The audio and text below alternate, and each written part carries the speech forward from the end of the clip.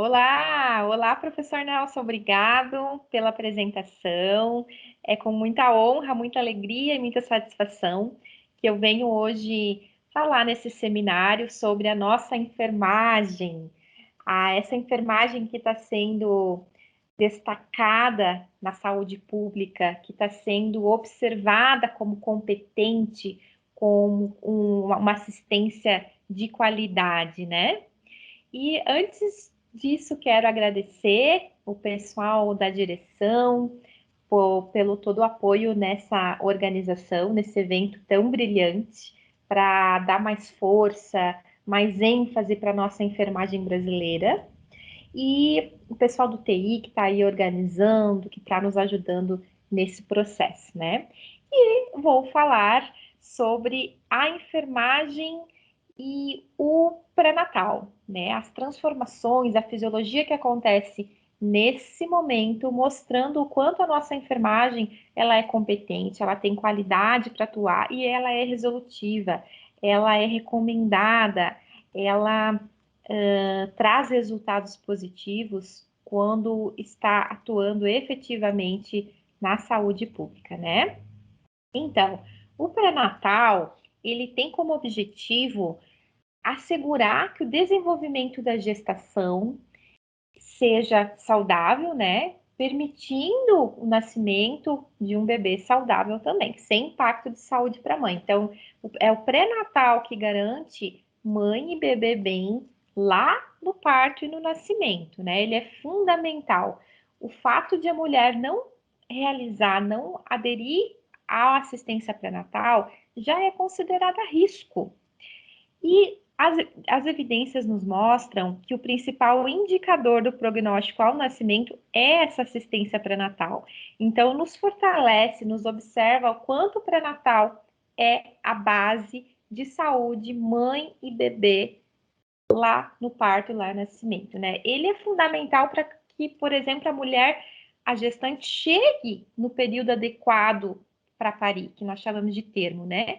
Que ela chegue lá o período que esse bebê não nasça prematuro, que não tenha, que os seus fatores de risco, que as suas comorbidades que aparecem no período gestacional não venha interferir nesse processo de saúde, no pré-natal, e ela ter um parto prematuro ou um óbito fetal, que é uma situação bem delicada, bem que ninguém quer para sua assistência, né? Ou até mesmo um óbito materno. Então, a assistência pré-natal hoje, ela é vista como o principal indicador para que a gente tenha um desfecho favorável, mãe e bebê bem, lá no parto e lá no puerpério também. Para o sucesso do puerpério, sucesso que a gente fala pensando em saúde, mãe e bebê, em família, o pré-natal também é importantíssimo, é primordial, né? E hoje nós falamos muito no pré-natal de qualidade. Se nós conversamos agora que o pré-natal é a base para isso tudo, esse pré-natal tem que ter qualidade. Só que, infelizmente, no nosso país, nós estamos com o pré-natal comprometido, né? Quando a gente fala em pré-natal de qualidade, nós sabemos que ele começa já lá no planejamento familiar. Lá no, em se pensar em quantos filhos eu quero ter, quantos filhos eu e o meu companheiro, minha companheira quer ter, e quando nós vamos ter esse filho, né? E hoje o que nós temos de dados, segundo a pesquisa Nascer no Brasil, é que, olha só, 50, quase 56% das gestações não foram planejadas, 66, ou seja, não teve o planejamento familiar, né? 66% das adolescentes não planejaram a gestação. Então, gravidez na adolescência é algo que é problema de saúde pública que nós enfrentamos diariamente. E outro dado que chama atenção é que 10% das gestações ainda se encontravam a gestante como insatisfeita com aquela gestação, porque a gente sabe que a maioria das gestações no nosso país não são planejadas, mas depois elas passam a ser aceitas, né? E a gente tem uma parcela, assim, de mulheres desculpa, de famílias que acabam, falhou só um pouquinho, e acabam ainda por não desejar essa gestação, né? Então, a partir desse início aí que a gente destaca, que faz parte do pré-natal de qualidade, que é planejar a família, nós já observamos que no nosso país nós temos falha, né?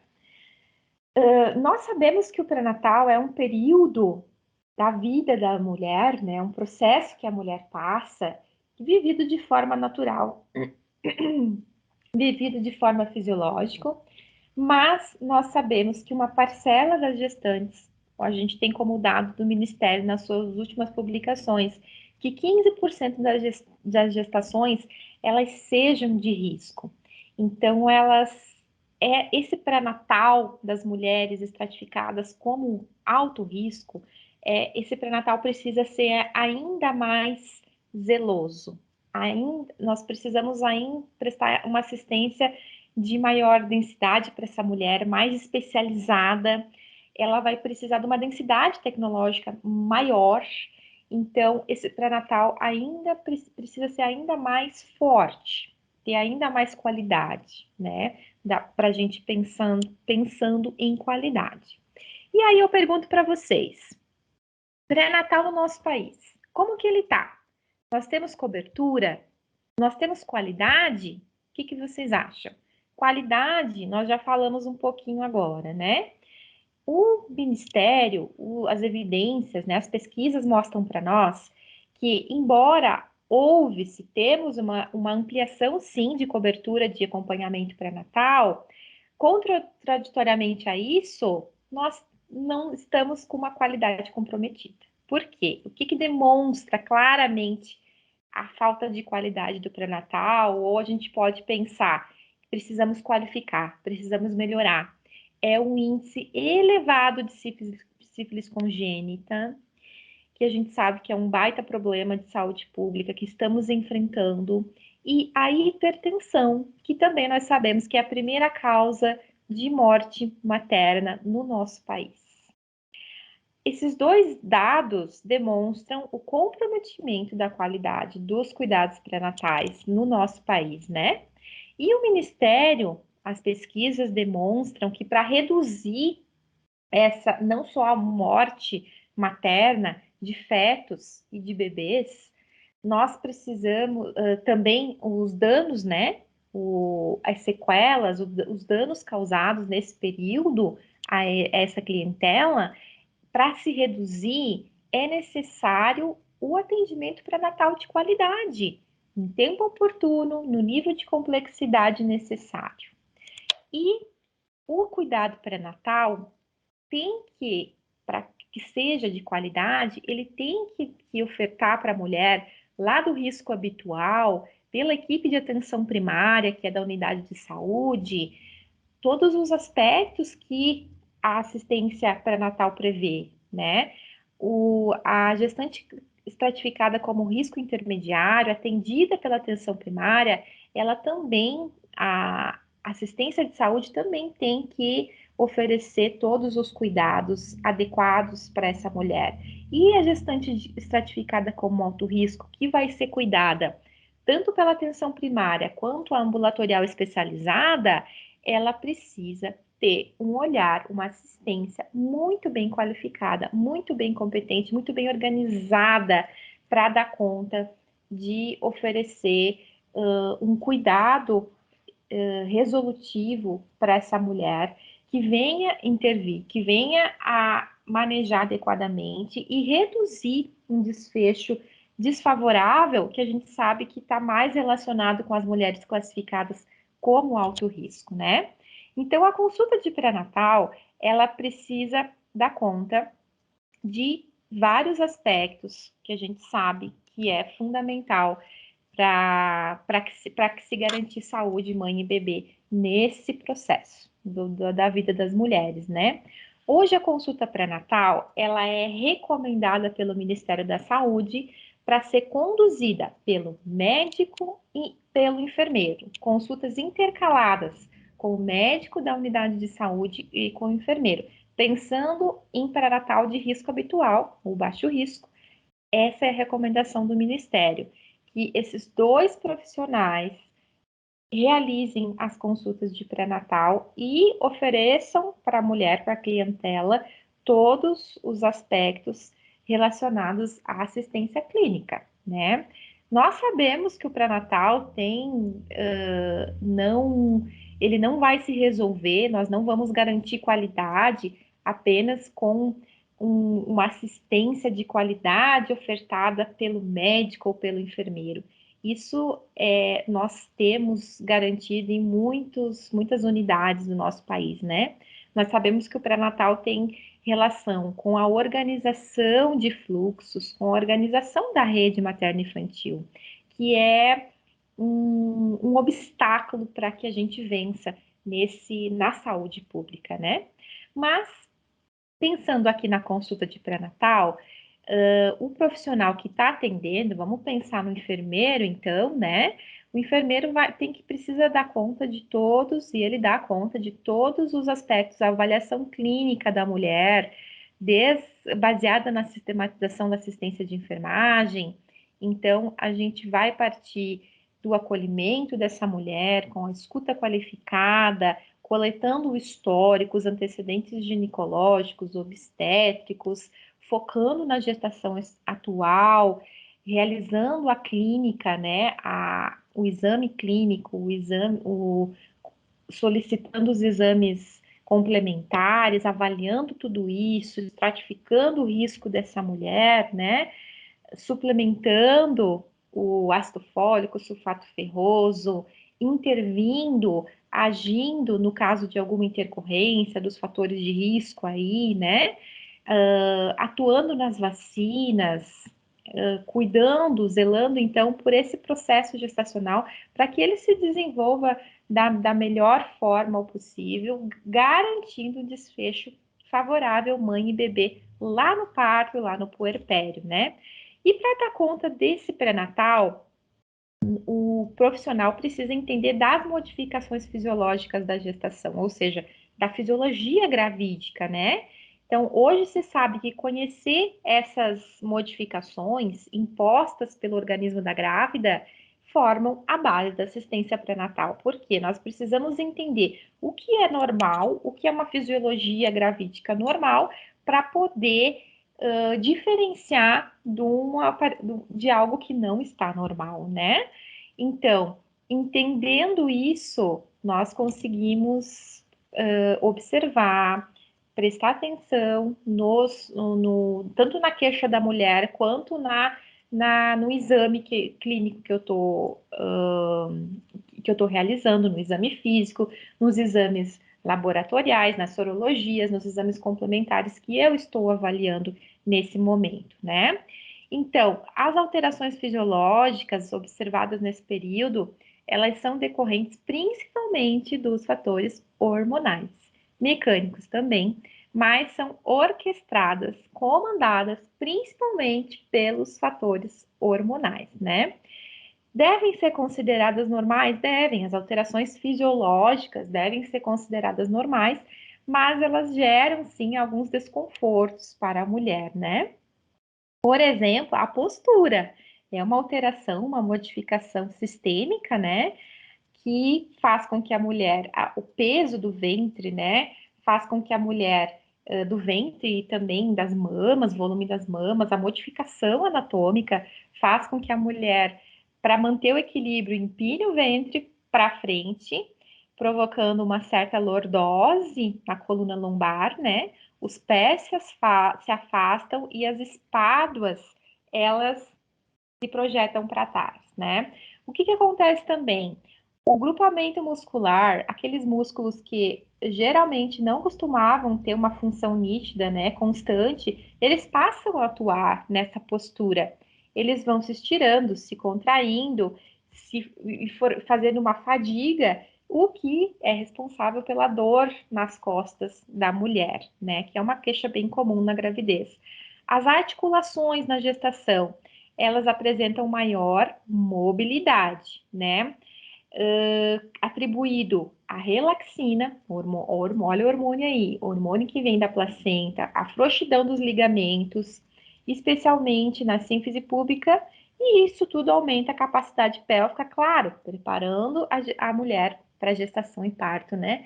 Então a gente observa que todas as modificações elas são comandadas pelos hormônios e todo esse preparo, essa modificação, essa fisiologia é um preparo para adaptação da gestação e para o parto e puerpério, né? Em relação ao metabolismo, as alterações elas são necessárias para suprir a exigência desse bebê que cresce rápido, se desenvolve rápido, né? E a gente observa principalmente o metabolismo, a modificação no metabolismo de glicose, de energia, né? E de gordura, tá? O metabolismo de glicose, a gente é percebido que existe uma demanda maior, né? Então, por exemplo, diante um período de jejum muito longo, o feto continua a exigir glicose e aminoácidos da gestante, né? Como um parasita, o parasita do bem, né? Fisiológico. Então, em todos os estágios da gestação, depois de uma noite de jejum, por exemplo, os níveis de glicemia, eles baixam, comparando com uma mulher fora da gestação, não grávida, né? E que mais que a gente tem? Um aumento da resistência de insulina, principalmente no final do segundo trimestre, né? As adaptações para promover suprimento ininterrupto de glicose, eles são geralmente, né? Quais são as adaptações? A gestante não consome glicose indiscriminadamente, ela o vai usar quando realmente for necessário, né? É a fisiologia do corpo da grávida. E à medida que a gravidez se desenvolve, o uso periférico da glicose diminui, né? Quem comanda isso? Hormônios da placenta, tá? Os níveis de HPL, que é o hormônio lactogênio placentário humano, ele vai se elevar na gestação, causando o efeito que a gente chama de diabetogênico, que resulta na mobilização de mais lipídios na forma de ácidos graxos livres, que são esses que passam na placenta, que vai servir de energia para a mulher, poupando a glicose e o aminoácido pelo feto, tá? Pensando em metabolismo de lipídios, o metabolismo materno, então, durante a gestação, acumula lipídio, a gente sabe, a gente percebe, a gente vê, né, no tecido da gestante, e também acontece a hiperlipidemia gestacional. O aumento do peso da gestante se dá devido ao crescimento do feto e da placenta, esses tecidos ali, e do acúmulo de gordura, então, tá? O metabolismo hidroeletrolítico, ele também muda na gestação. Existe uma fisiologia gestacional aí, né? A gravidez é um evento que retém líquido intra e extracelular, né? Que especialmente é responsável pelo aumento do volume de plasma, o volume plasmático, tá? Então, essa alteração é decisiva para que ocorra outras modificações importantíssimas, como, por exemplo, o aumento do débito cardíaco e do fluxo plasmático renal. Então, é necessário um aumento do líquido circulante intra e extracircular, celular também, para que a gente tenha outras fisiologias garantidas aí no processo da gravidez, tá? O sistema cardiovascular.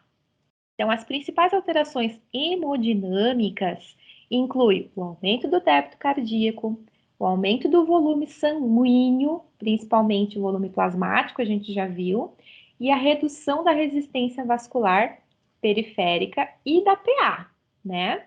Então, essas alterações já aparecem já no início da gravidez,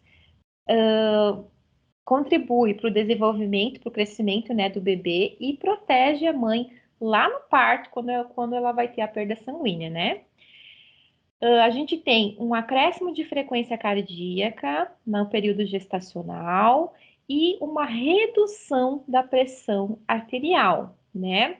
Aí a gente pensa assim, mas nós temos aumento do volume plasmático, aumento do débito cardíaco, e nós temos, como assim, um aumento, uma diminuição da pressão arterial? Devido à ação hormonal, que vai fazer com que a resistência vascular periférica diminua.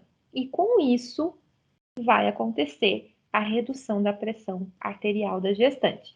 Então, gestante de primeiro trimestre, de segundo trimestre, eu não posso ter, eu espero, né, não ter, não aferir uma pressão arterial muito elevada. Eu preciso de uma pressão baixa. Então, por exemplo, uma pressão 120 por 80 no primeiro trimestre não é para aparecer, é uma pressão mais abaixo do que comparada, então, a uma mulher não grávida, tá? Em relação ao sistema cardiovascular, a gente tem que lembrar também que a partir de 20 semanas o útero ele está bem pesado, como mostra aqui a nossa ilustração, né? Que eu trouxe lá do Resende. O útero pesado ele vai impedir o retorno venoso ao coração, porque vai o retorno venoso, né, do fluxo ao coração, porque impede a vai comprimir a veia cava.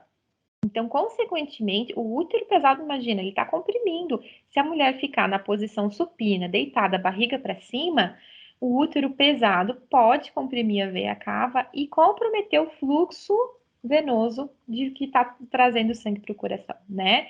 E isso pode causar síndrome da hipertensão, da hipotensão, desculpa, supina na mulher, que pode até apresentar uma perda de consciência, tá? E aí a gente, como que pode melhorar isso imediatamente? Posicionando a gestante ou orientando ela para que ela assuma o DLE, o decúbito lateral esquerdo, e aí automaticamente vai voltar o fluxo adequado e a mulher vai melhorar, tá? Então, a pressão venosa nos membros inferiores aumentam, tá, gente? Pressão venosa aumenta em membro inferior cerca de 3 vezes comparado com a mulher não grávida, tá? Em virtude do quê? Da compressão do útero, que comprime as veias pélvicas, né? Principalmente quando a mulher está em pé, ela está parada, né? Não se movimenta e que se aprisiona ali o sangue nas pernas e nas coxas, né? E, consequente a isso, a gente sabe que a gravidez tem tendência à hipotensão, à lipotímia, o edema, às varizes, à hemorroida também, tá? O sistema sanguíneo, gente, as alterações, a fisiologia, né? Então, a marcante alteração do volume da alteração é o volume plasmático, como a gente já falou, tá? O que promove a hemodiluição do sangue. Como assim? Então, nós temos, pensando em índice hematológico, a gente tem contagem de hemácias diminuídas, hematócrito diminuído e hemoglobina diminuída, né? Devido ao quê? A esse aumento do volume plasmático, né? Causando o que a gente conhece como anemia fisiológica da gravidez. Então, da onde que vem a anemia fisiológica da gravidez? Dessa hemodiluição. Eu tenho um volume plasmático maior e eu tenho, neste caso, um menor, comparado ao volume plasmático, menos hemácia, menos quantidade de hemoglobina, né? Então, também pensando aqui em sistema sanguíneo, para suprir a necessidade do feto, a gestante precisa ingerir mais ferro, e a gente sabe que o ferro deve ser suplementado no período gestacional, né? Então, é recomendação da OMS a suplementação do ferro e do ácido fólico, que tem uma demanda, a gravidez exige uma demanda maior no período gestacional. Então, segundo a OMS, a recomendação, os dois devem ser suplementados no período gestacional, tá? Os leucócitos, gente, ele tem a sua concentração ampliada na gestação, pode ter, tá?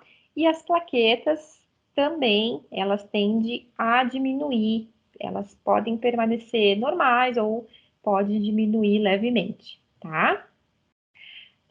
As alterações importantes que encontramos também nesse período é em relação à coagulação sanguínea.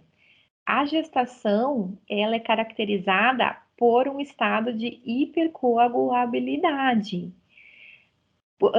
principalmente envolvendo o aumento do fibrinogênio, tá? Então, essa hipercoagulabilidade, ela vem dos fatores de coagulação e principalmente do fibrinogênio, né? Para quê? Responsável pelo quê que a gente se entende, as pesquisas mostram? Pela hemostasia fisiológica da gestação e lá para a dequitação, o período que a mulher vai ter sangramento da ferida placentária e nesse momento acontece o aumento do fibrinogênio, então, né? Depósito de fibrina naquela ferida placentária, ajudando a diminuição do volume de sangue, né, da ferida placentária. Então, a gente sabe que o principal mecanismo aí pós-parto, né, na detectação, é o útero contraindo, mas é fundamental, é importantíssimo o depósito de fibrina ali nos vasos do leito placentário, né? E a gente tem um problema aí também, né, um risco a gente pode pensar, que essa hipercoagulabilidade fisiológica da gravidez traz, que é o risco aumentado de trombose que a grávida apresenta, né? Então, a gente já sabe que a grávida tem um risco aumentado de trombose. Se a gente for pensar ao risco, por exemplo, comparado ao uso de anticoncepcional, é muito maior, tá? O risco da gestação. E se a gente pensar também numa grávida que ela vai apresentar outras comorbidades que interferem no sistema sanguíneo, o risco aumenta ainda mais, né? Olha a importância do pré-natal.